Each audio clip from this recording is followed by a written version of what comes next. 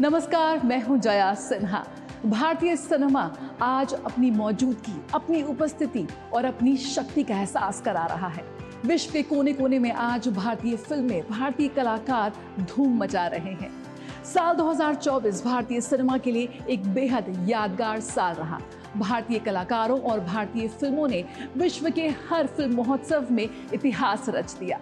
तो आइए करते हैं एक छोटा सा रिवाइंड और आपको दिखाते हैं एक छोटी सी झलक साल 2024 में भारतीय सिनेमा की अभूतपूर्व उपलब्धियों की।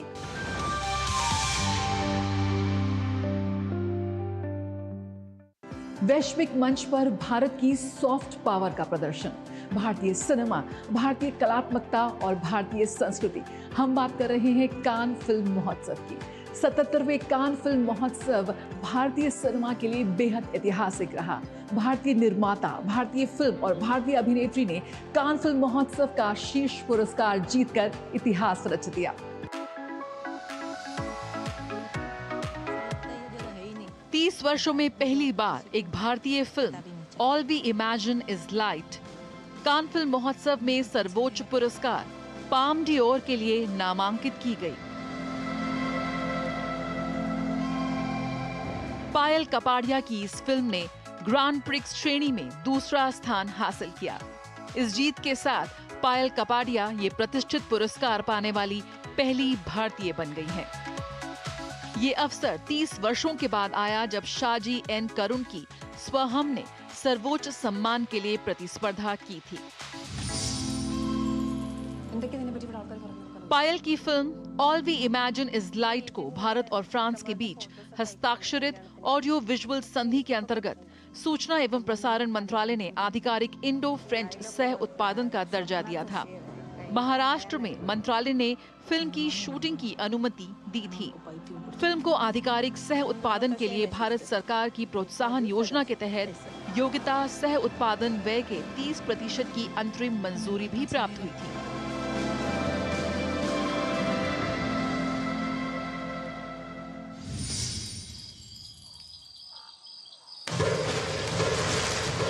Film and television institute of India के छात्र चिदानंद एस नाइक ने कन्नड़ लोक कथा पर आधारित 15 मिनट की लघु film sunflowers are the first ones to know के लिए ला सिनिफ सेक्शन में पहला पुरस्कार जीता।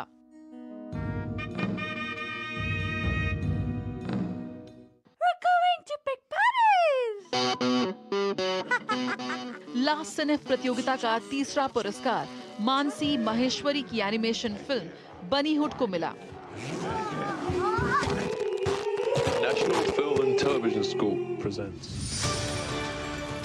फिल्म महोत्सव में भारतीय सिनेमा की महत्वपूर्ण उपस्थिति प्रदर्शित हुई, जिसमें समकालीन और रिस्टोर्ड क्लासिक्स फिल्मों का जश्न मनाया गया। महोत्सव में विश्व प्रसिद्ध निर्देशक श्याम बेनेगल के सृजन का उत्सव मनाया गया। भारत में रिलीज होने के 48 साल बाद बेनेगल की मंथन को कान में क्लासिक सेक्शन में प्रदर्शित किया गया, जिसे भारत के राष्ट्रीय फिल्म अभिलेखागार में संरक्षित किया गया और फिल्म हेरिटेज फाउंडेशन द्वारा पुनर्स्थापित किया गया। भारतीय अभिनेत्री अनसुया सेन गुप्ता द शेमलेस में अनसर्टेन रिगार्ड श्रेणी में सर्वश्रेष्ठ अभिनेत्री का पुरस्कार जीतने वाली पहली भारतीय बनी। स्वतंत्र भारतीय फिल्म निर्माता मैसम अली की फिल्म इन रिट्रीट को SID कान्स साइड बार कार्यक्रम में प्रदर्शित किया गया। 1993 में अपनी स्थापना के बाद से ऐसा पहली बार हुआ जब association for the diffusion of independent cinema द्वारा संचालित सेक्शन में एक भारतीय फिल्म प्रदर्शित की गई।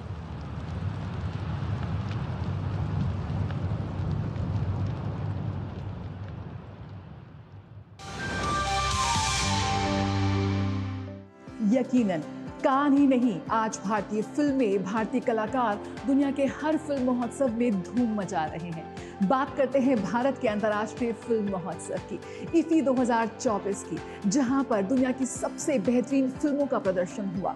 दुनिया के सबसे लोकप्रिय कलाकारों की मौजूदगी ने IFFI 2024 को यकीनन बेहद यादगार बना दिया।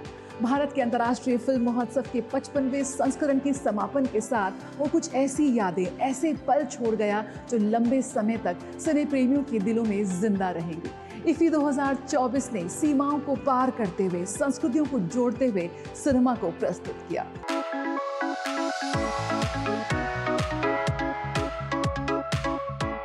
एक नई शुरुआत के वादे के साथ सिनेमा की जादू और कहानी कहने की भावना का जश्न मनाने वाले एक शानदार समापन समारोह के साथ 55वें भारतीय अंतर्राष्ट्रीय फिल्म महोत्सव का अंत हुआ। वैश्विक और भारतीय सिनेमा के 9 दिवसीय उत्सव में जुटे दुनिया भर से फिल्म निर्माता, कलाकार और सिने प्रेमी। 55वें इफ्फी में कहानी कहने की कला और वैश्विक सिनेमा की भावना का जश्न मनाया गया। 75 देशों की 200 से अधिक फिल्मों, उद्योग के दिग्गजों द्वारा मास्टर क्लास और प्रेरक पैनल चर्चाओं के साथ इफ्फी 2024 ने सिनेमा के बढ़ते प्रभाव को पहचाना। इफ्फी 2024 सिनेमाई विविधता और नवाचार का उत्सव रहा। प्रतिष्ठित पुरस्कारों की प्रस्तुति के साथ फिल्म निर्माण में असाधारण उपलब्धियों का जश्न मनाया गया। लिथुआनियाई फिल्म टॉक्सिक ने इफ्फी 2024 में सर्वश्रेष्ठ फिल्म के लिए गोल्डन पीकॉक जीता। रोमानियाई लेखक और निर्देशक बोगदान मोरेसानू को film the new year that never came के लिए सिल्वर पीकॉक पुरस्कार दिया गया।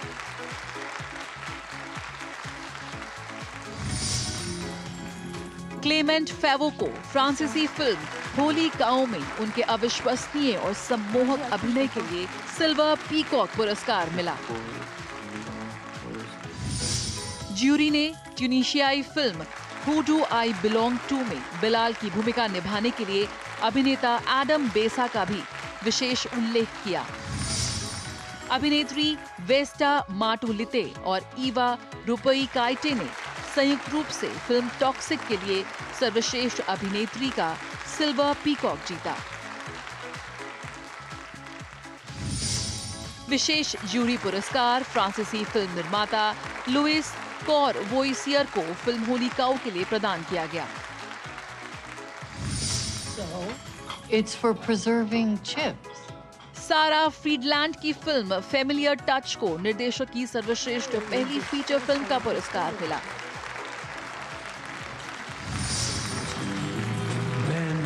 शांति और अहिंसा के संदेश के लिए क्रॉसिंग ने ICFT यूनेस्को गांधी पदक हासिल किया।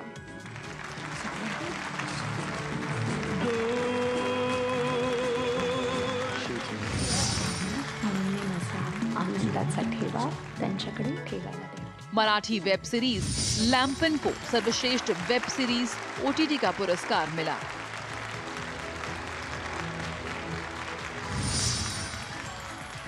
इफ्फी में पहली बार मराठी फिल्म घराट गणपति के लिए निर्देशक नवज्योत बंदी वाडेकर को भारतीय फीचर फिल्म के सर्वश्रेष्ठ नवोदित निर्देशक का पुरस्कार हासिल हुआ। अभिनेता विक्रांत मैसी को Indian film personality of the year पुरस्कार दिया गया। ऑस्ट्रेलिया के दिग्गज फिल्म निर्माता फिलिप नॉयस को सत्यजीत रे लाइफ टाइम अचीवमेंट अवार्ड से सम्मानित किया गया।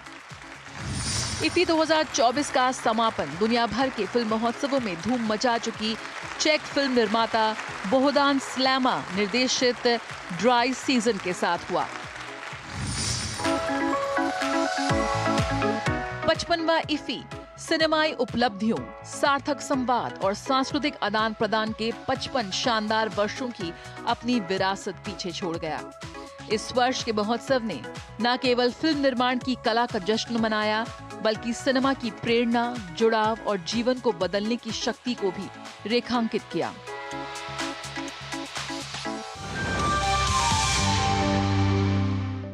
वर्ष 2022 के सिनेमा के सर्वोच्च सम्मान यानी कि दादा साहेब फाल्के पुरस्कार से नवाजा गया मिथुन चक्रवर्ती यानी कि मिथुन दा को। ये वो पल था जब उनके साथ हमारी आंखें भी नम हो गई। 70वें राष्ट्रीय फिल्म पुरस्कारों में सिनेमाई उत्कृष्टता केंद्र में रही और हम सब ने देखा कैसे क्षेत्रीय सिनेमा भारतीय सिनेमा बन हम सभी के दिलों पर छा गया।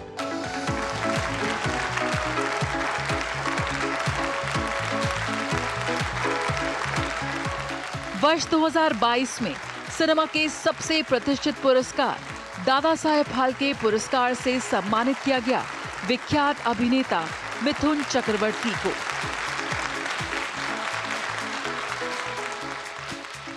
आज की तारीख में यहाँ खड़े होकर बस सिर्फ एक ही बात याद आती है कि भगवान को यही बोलने का, उन्होंने सूद समेत सब कुछ वापस कर दिया। आज भी आप फिल्मों में बहुत ही दमदार किरदारों के नजर आ रहे हैं। ताशकंद फाइल्स, कश्मीर फाइल्स और अभी मैंने शास्त्री का ट्रेलर देखा, बेहतरीन अदाकारी। एक बार भी कहाँ से लाते हैं ये ऊर्जा और खुद को जो रीइन्वेंट करना, आज के लोगों से भी जुड़े रहना, युवाओं से? देखिए, समय के साथ अगर आप नहीं चलेंगे तो आप पीछे रह जाएंगे। I believe in time. मेरे डैडी कहते थे कि समय की इज्जत करो, समय तुम्हारी इज्जत करेगा। सो आई गो विद द टाइम। अभी इस उम्र में जो मुझे रोल सूट करता है वही मैं करता हूँ। 70वें राष्ट्रीय फिल्म पुरस्कारों में भारत की सिनेमाई उत्कृष्टता एक बार फिर केंद्र में रही, जिसमें देश की कई भाषाओं की जीवंत और विविधतापूर्ण कहानियों को दिखाया गया।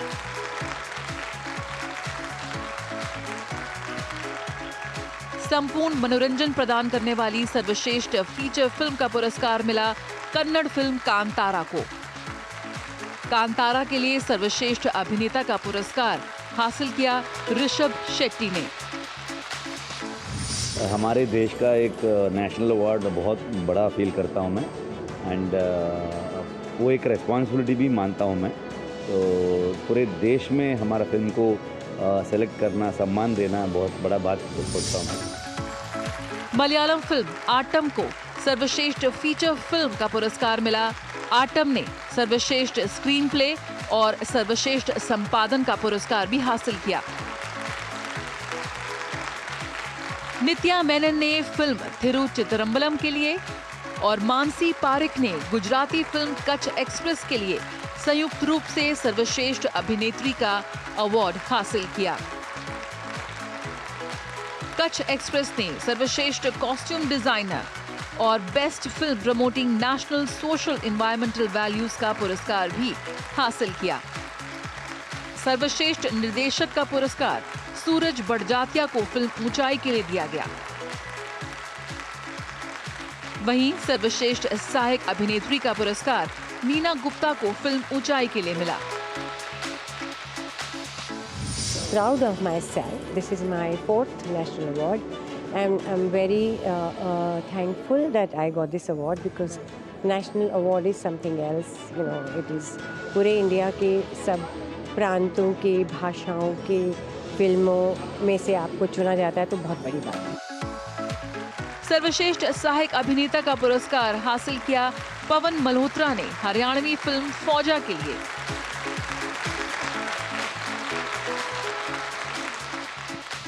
हम तो कभी भी ऐसा नहीं सोचते हैं कि अवार्ड मिलेगा या कुछ, हम तो अपना काम करते हैं। और फौजा तो एक Haryanvi film, first time director, budget बहुत टाइट, पर फिल्म ऐसा नहीं कि हमने कुछ बहुत कमाल का ऐसा कुछ टेकिंग और ये और वो सब, लेकिन फिल्म की जो कहानी है, उसकी आत्मा जो है वो बहुत जरूरी है। और मुझे बहुत खुशी है कि वैसे ही दूसरी बार नेशनल अवार्ड मिला, तो नेशनल अवार्ड मिलने की तो अपने आप में बहुत खुशी होती है। फौजा के लिए best debut film of a director पुरस्कार दिया गया प्रमोद कुमार को।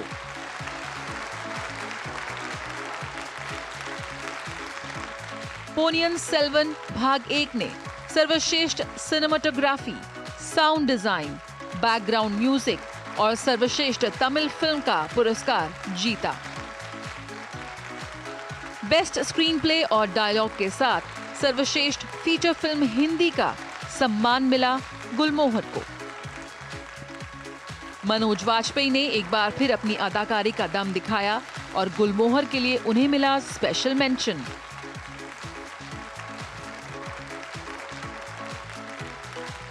ब्रह्मास्त्र भाग 1 के लिए प्रीतम ने सर्वश्रेष्ठ संगीत निर्देशक का, तो अरिजीत सिंह ने सर्वश्रेष्ठ गायक का राष्ट्रीय पुरस्कार जीता।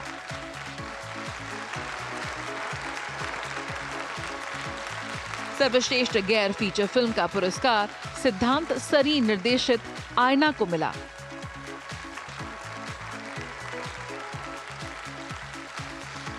सिनेमा पर सर्वश्रेष्ठ पुस्तक का पुरस्कार अनिरुद्ध भट्टाचार्य और पार्थिव धर लिखित Kishore Kumar the ultimate biography को दिया गया।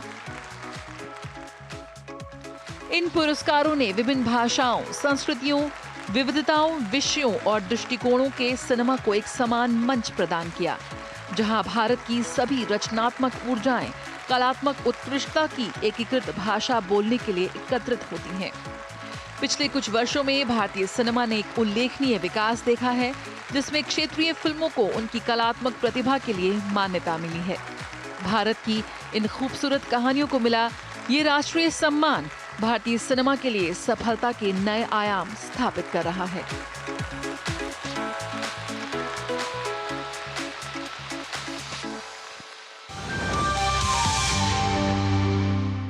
कहते हैं कि राज कपूर साहब मैट्रिक फेल थे और वो बने the greatest showman of Indian cinema.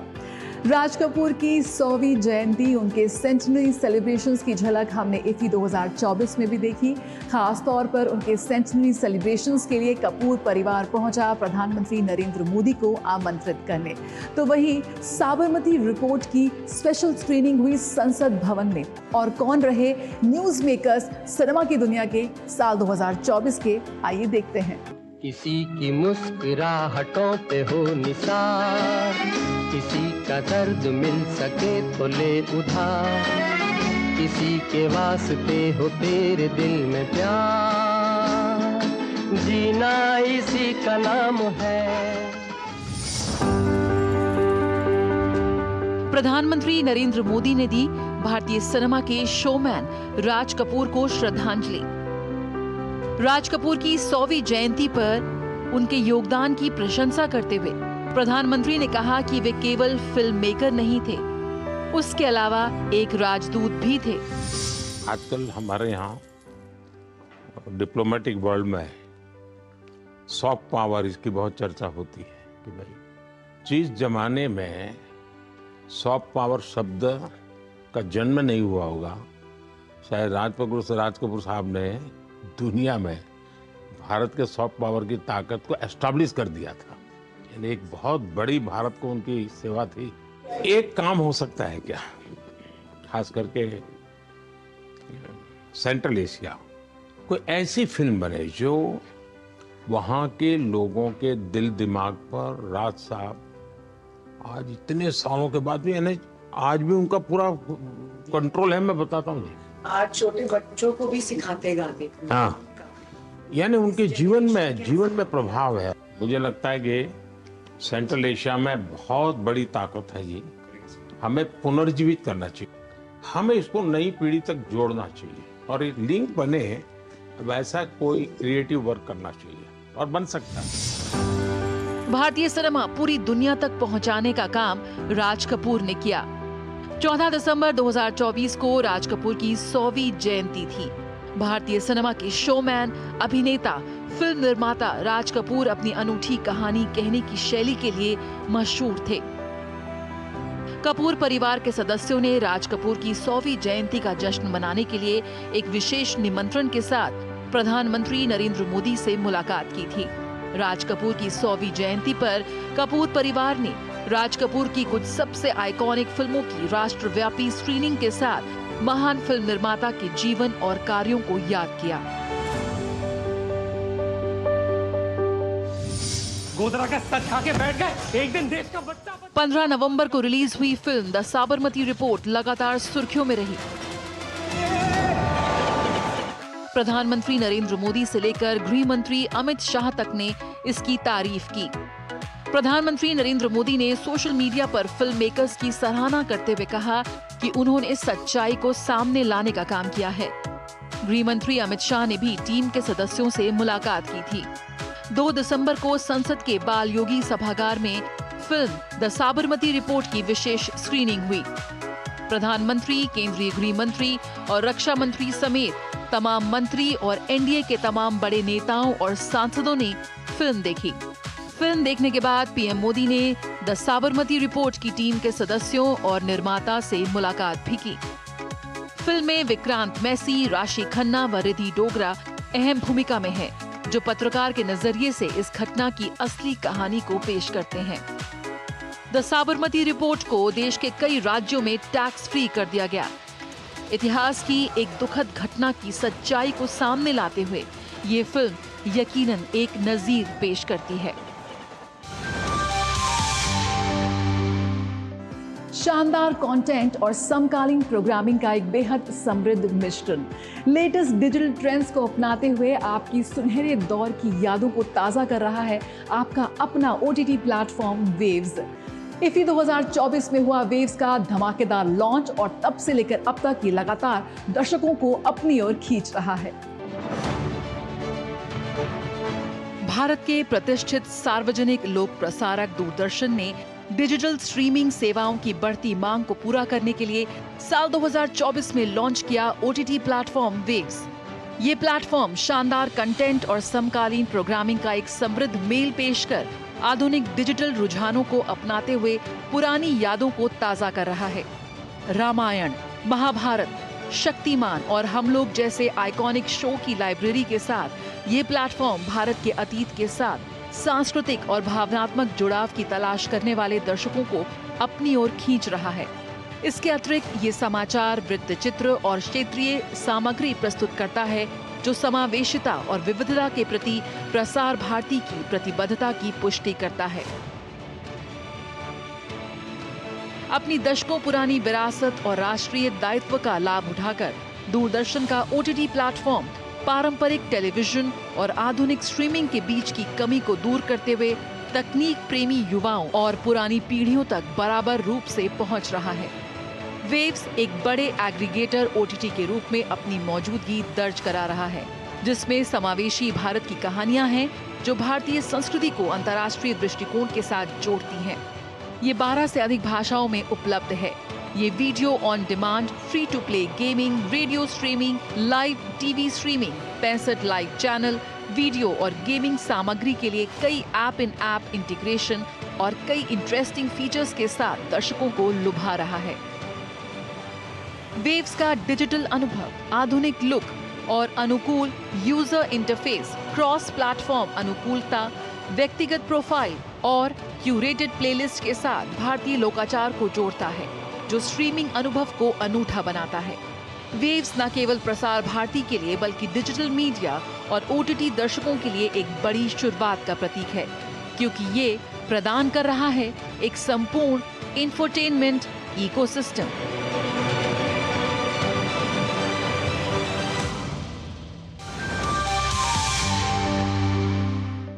आज भारतीय बॉक्स ऑफिस ही नहीं, दुनिया के कई देशों के बॉक्स ऑफिस पर भारतीय फिल्में राज कर रहे हैं।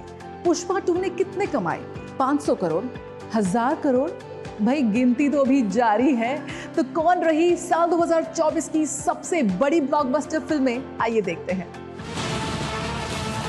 साल की सबसे बड़ी ब्लॉकबस्टर फिल्मों में पहला नाम आता है पुष्पा 2 द रूल का। अल्लू अर्जुन, रश्मिका मंदाना और फहद फासिल अभिनीत पुष्पा 2 बॉक्स ऑफिस पर धमाल मचाए हुए है। इसकी कमाई की रफ्तार जरा भी कम होती नजर नहीं आ रही है।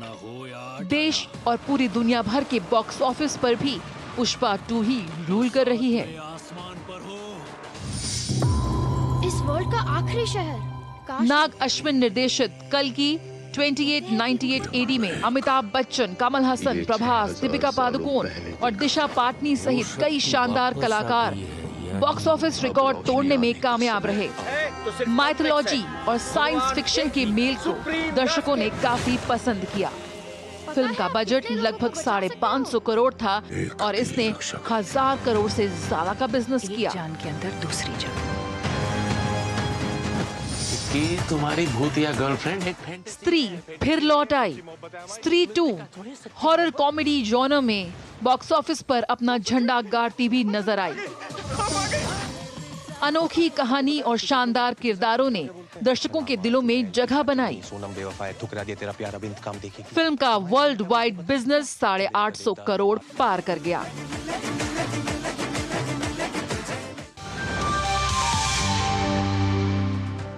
ये तो बस एक छोटी सी झलक है। बॉक्स ऑफिस के रिकॉर्ड तो टूटेंगे ही। भारतीय सिनेमा, भारतीय कलाकार, भारतीय कहानियां आज विश्व के कोने कोने में पहुंच रही हैं और धूम मचा रही हैं। साल 2024 की यादें नहीं, ये तैयारी है साल 2025 की। फिलहाल आज के इस खास कार्यक्रम के साथ मुझे मेरी पूरी टीम को दीजिए इजाजत। नमस्कार।